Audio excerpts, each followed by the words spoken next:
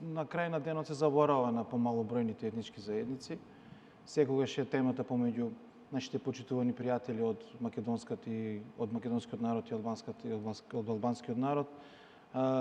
Ние помалите, помалобројните, и покрај тоа мораме да знаеме и да кажеме дека ние треба да сме и достоинствени како заедници, бидејќи сме дел од преамбулата на Уставот.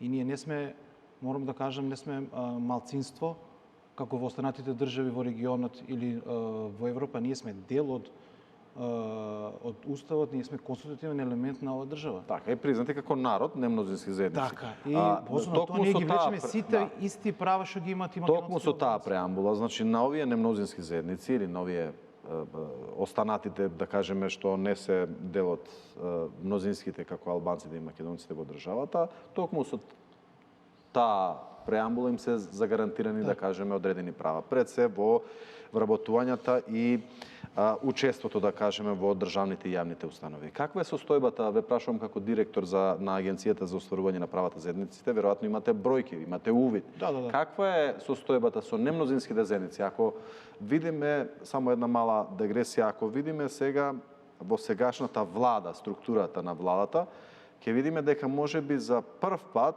а ќе ме поправите ако грешам, немате министер од, да кажеме, од Турска, Бошњачка, Влашка, не сум сигурен. Или заменик министер.